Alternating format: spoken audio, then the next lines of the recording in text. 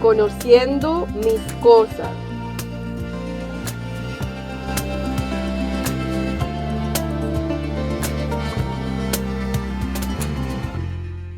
No necesito cargar con tu dolor. Ya tengo suficiente para mí. Parece que constantemente, aunque con buenas intenciones, invadimos un territorio emocional que no es el nuestro. Preferiríamos asumir los problemas de otras personas que ocuparnos de nuestros problemas. Invadir los problemas de los demás está obviamente mal. Muchas veces la gente nos invita a estas áreas, pero rara vez nos detenemos en los límites bíblicos del ministerio. Hemos traspasado fronteras cuando asumimos el peso emocional de los problemas de los demás. Aunque nuestros conceptos de ministerio o de ayudar a los demás son la norma aceptada, a menudo son contrarios a los principios bíblicos. Cruzamos líneas sin ser conscientes de que esto es espiritual o emocionalmente incorrecto. Creamos conflictos e invadimos la privacidad y luego nos preguntamos por qué tenemos caos y dolor. La Biblia dice, así que no os preocupéis por el mañana, porque el mañana traerá sus propias preocupaciones. A veces, inconscientemente, asumimos los problemas de otras personas como una forma de escapar de los nuestros.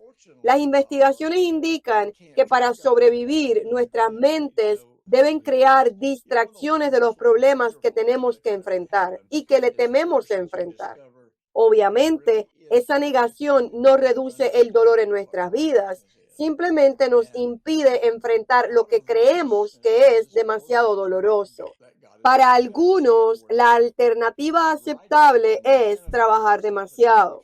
Para algunos es una enfermedad. Otros necesitan una crisis y para otros la forma de evitar el dolor es hacerse cargo de los problemas de otras personas. Nuestra falta de sensibilidad emocional con los demás es un mero reflejo de la ausencia de conciencia personal. Cruzamos fronteras porque no somos conscientes. No somos conscientes porque estamos en negación y lo negamos porque tenemos miedo de afrontar nuestro propio dolor. En resumen, debemos ponernos en contacto con nosotros mismos antes de poder saber la diferencia entre nuestros problemas y el problema de los demás. En 1981 dejé el púlpito por aproximadamente un año. Realmente no tenía ninguna intención de volver al ministerio y nunca hubiera regresado excepto por una cosa. Dios habló a mi corazón y me dijo, hijo, intentas hacer por la gente lo que ni siquiera yo haría por ellos. En ese momento releí los evangelios. Los leo con la mente abierta, acercándome a ellos como si nunca los hubiera leído antes. No di nada por sentado. Supuse que no sabía nada. Cuestioné todo lo que creía saber. Lo que descubrí fue absolutamente transformador. Vi cómo Jesús se relacionaba e interactuaba con la gente. Fue sorprendente con cuántos escenarios se le presentaron a Jesús la oportunidad de cruzar la línea. Sin embargo, se negó a dejarse arrastrar por las cosas de otra persona. Él nunca invadió los límites de otra persona y nunca hizo por las personas lo que deberían hacer por sí mismas. En la historia del hijo pródigo, el padre es bastante acomodado. Sin embargo, el hijo se marcha. Entonces, el hijo inicia un proceso en el que deberá aprender a afrontar las consecuencias de sus actos. El libro de Proverbios nos dice que un tonto es una persona que no se deja enseñar con la instrucción. Proverbios capítulo 15, versículo 5. Esta no es la palabra para un tonto, como lo es en Mateo capítulo 5, donde significa que una persona no vale nada o no tiene valor. Un tonto desde esta perspectiva es una persona que no aprende mediante instrucción. En cambio, elige aprender de la manera más difícil, mediante la experiencia. La Biblia dice que los azotes son para la espalda del necio. Véase Proverbios capítulo 17, versículo 10 y Proverbios capítulo 29, versículo 19. La única esperanza de aprendizaje que tiene un tonto es cuando ha enfrentado las consecuencias de sus acciones. Gran parte del dolor en nuestras vidas surge simplemente porque no escuchamos. Los niños que no escuchan a sus padres suelen experimentar mucho dolor. Las personas que no buscan ni consideran un buen consejo siempre terminan en problemas. Quieren evitar el dolor, pero quieren hacer las cosas a su manera. La persona más trágica es la que rechaza los consejos, experimenta dolor y aún así se niega a aprender de las consecuencias. Estas personas están condenadas a una vida de dolor. El mayor tonto es el que intenta evitar que un tonto pague el precio. Muchas veces cuando mis hijos y otras personas en mi vida iban en la dirección equivocada, les ofrecí sabios consejos o ayuda y continuaron yendo en la dirección equivocada. Al final se metieron en dificultades.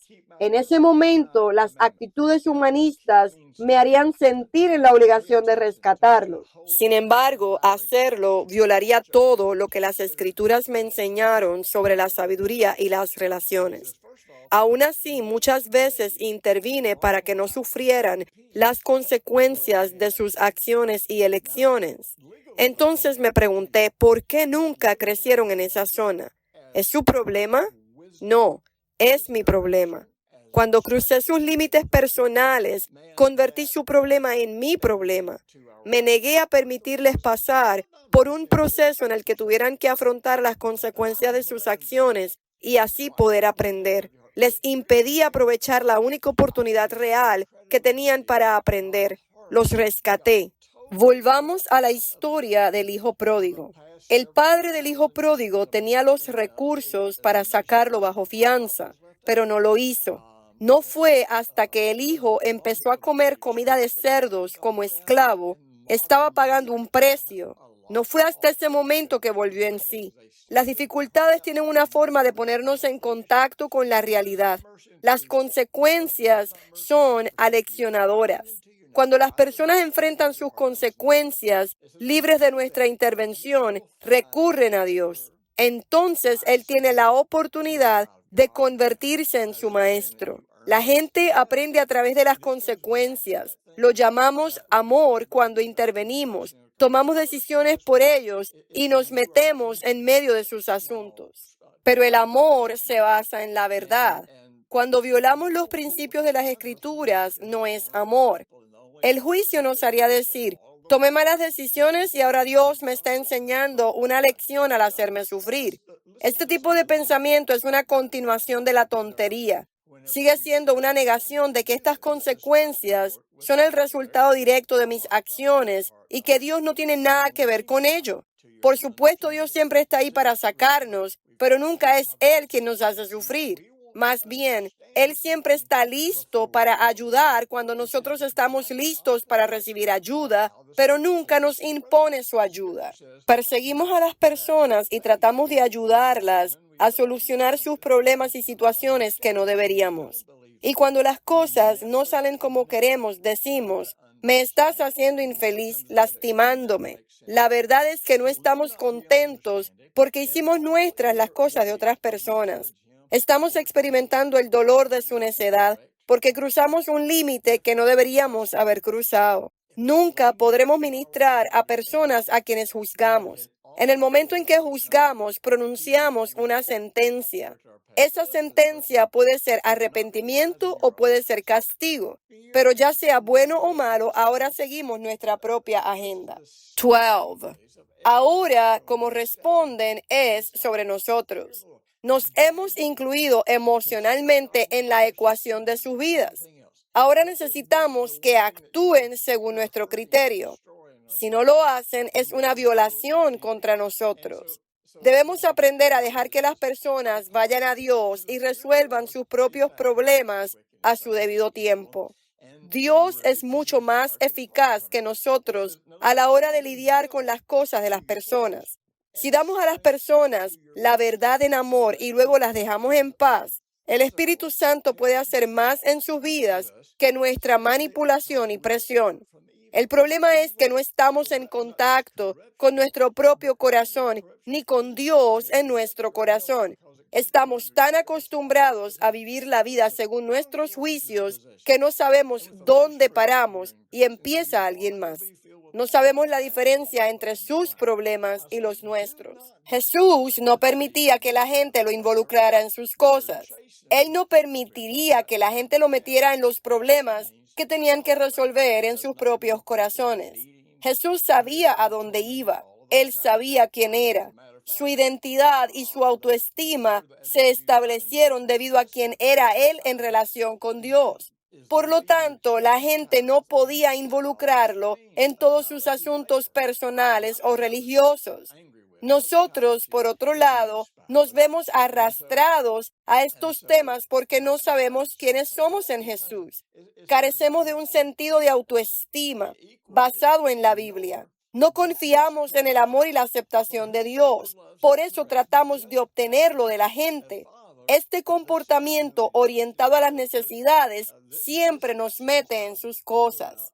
No queremos conflictos y queremos agradar. Por eso nos vemos arrastrados a cosas que no son nuestras.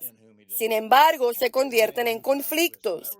Hacemos compromisos que realmente no queremos y luego nos frustramos con los demás porque pensamos que nos están utilizando y manipulando.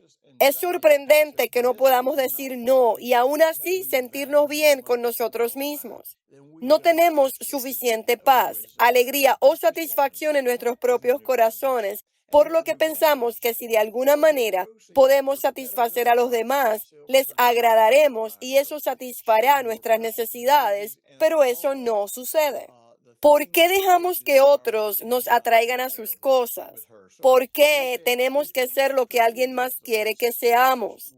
¿Qué nos pasa que no podemos amar a los demás tal como son? ¿Por qué tenemos que convertir a los demás en las personas que queremos que sean antes de poder amarlos? ¿Por qué tienen que creer las mismas cosas que nosotros antes de que podamos amarles? ¿Por qué tenemos que ser quienes los demás quieren que seamos antes de que podamos creer que nos amarán tal y cual somos? Si tu sentido de ser amado y aceptado no está arraigado en tu relación con Dios, te someterás a los juicios de los demás.